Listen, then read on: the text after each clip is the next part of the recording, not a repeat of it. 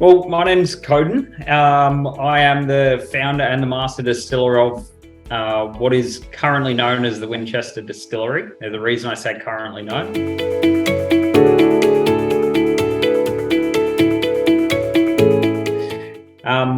I've been in the liquor industry since 2015. Then in 2019, I finished a master distiller's degree and I opened my own distillery in 2021, which is right at the peaks of COVID when everything else was shutting down. We decided to open our own distillery and cocktail bar. We're based on the Gold Coast, which is in Queensland, Australia. We could argue probably the best place in the world. Yeah, and that's who I am. Super. I lived in Melbourne for 8 years and I know a little bit about Australia. So good stuff. Yeah, you exceptionally good business in the liquor industry in Australia, I believe. So yeah, absolutely. Tell me a little bit about the elevator pitch, right? What brands did win in London Spirits competition, and what is the unique selling point, about your spirits if you were pitching to importers and distributors globally? Yeah, all right. So the concept of our distillery and our products all stem from a tour company that I started in 2015 that went around to breweries, distilleries and wineries in southeast Queensland. And something that really shocked me about distilleries is in Australia, I'm not sure if it's like this in most parts of the world, but there's not too many places that actually produce their own spirits from scratch, from a raw ingredient right through the process, and create their own tinctures and everything. So for me, it was, I think I can do this. Well, not think, I know I can do it. And I wanted to do it and work out why, or not why, but I wanted to work out how to produce products from scratch, from recipes that, when I traveled around Europe, people were teaching me about things. So I brought it down to the real simple basics, and we're actually a very, very hidden place. There is a handful of people every weekend that are invite only to our cocktail bar, which is at our hidden distillery on the Gold Coast. Even if I gave you an address, you would not be able to find it. And if you could, you wouldn't be able to get into the front gate, which then wouldn't be able to get you into our actual It's distillery. Like a speakeasy distillery, yeah? I speak very easy, where even if you know where we are, you still can't get in. The reason being is we wanted to produce everything from scratch. So I think the hero drink that we produced and entered into the London Spirit was our Passionfruit gin.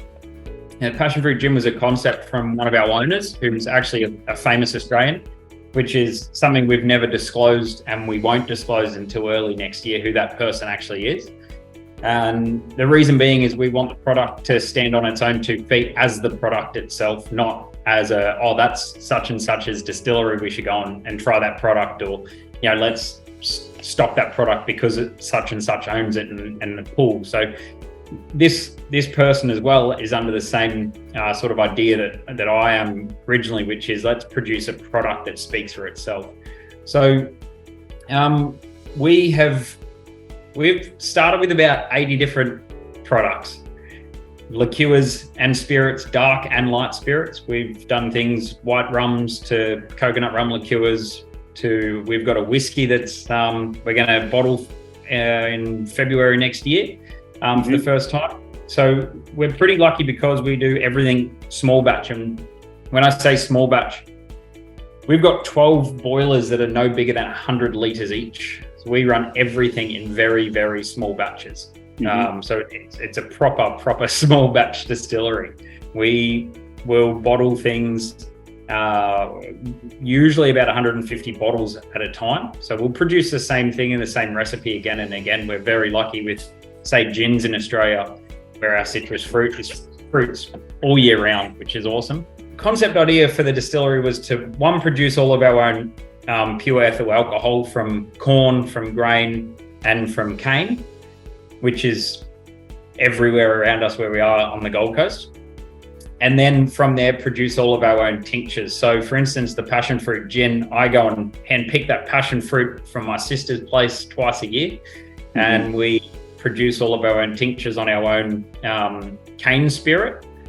And then from there, it takes us about 18 months to produce a batch of that Passionfruit gin, and we're only making, like I said, we've got a boiler that's running as 100 liters. So you're talking about 40 liters of the macerated spirit that goes into it, that then we distill. It comes out at sort of 35 to 38 liters of pure spirit at 95%, and then it's proofed down from there. So it is very, very small batch stuff. Yeah. The reason we've done it is to produce the products, and then with our cocktail bar that we opened, which is actually being ripped out in 2 weeks' time because we don't need to do it anymore. We've run 2 years worth of our recipes and everything through the cocktail bar.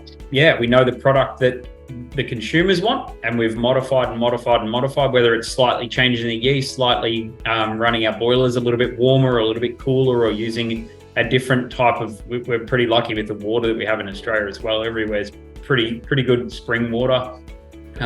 So we've managed to find a good spring that to proof down our product for certain products that need proofing.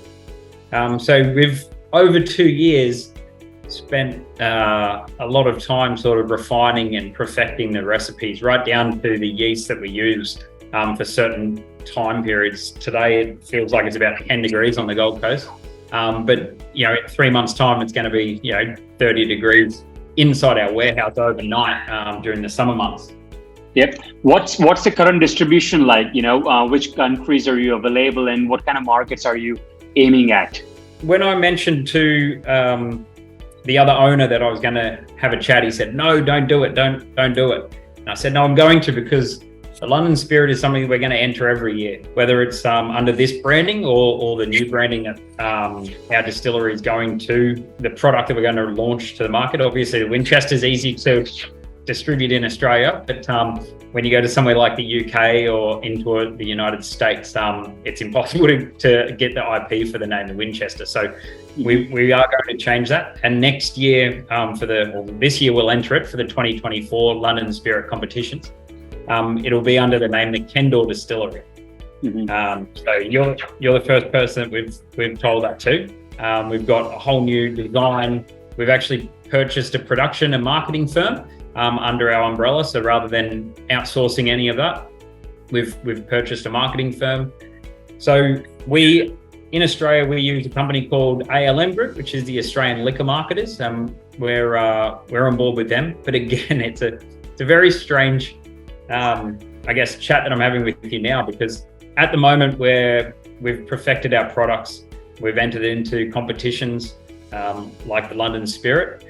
If there is anything that you would like to convey to the bartenders, who are carrying your products, let's say in Australia, right? Some of the bars I'm sure may have, or even your, any tips that you want. How do the story tell the consumer? Like if you were to literally say in 30 seconds, what would that story look like from a bartender to the consumer about your brand? I wrote something down. I'll have some point notes. So Absolutely. I'll have a report. So I'm really good at getting off track, as you found out. We create everything with patience and passion, alongside as a distiller who's our mixologist who works at our cocktail bar. So majority of the products that we've produced is made with a mixologist in mind for a cocktail. Mm-hmm. So that's what we've done from start to finish. And another way of perfecting the product, we've used modern technology, but continued the old traditional recipes that we've been taught, but use the modern technology to be able to get the right, ingredients and the right processes and temperatures to make the most out of what whole ingredients we're using. We're, producing products that we're getting instant feedback from all of our guests, and we have 200 invitees that come through our distillery every Saturday, and about 50 to 100 on a Sunday. Very nice. So everything we're producing, we might produce, say, the Passionfruit gin, for instance. The first weekend we ever launched that, it was 10 different recipes, but to the average person, it probably tasted similar. But for us, we knew it was different things that we were doing to it. So the one that had the most positive feedback was we've just refined down to exactly what the consumer wanted. And we did that for 12 months before we then bulk produced those products, and then we entered it into competitions.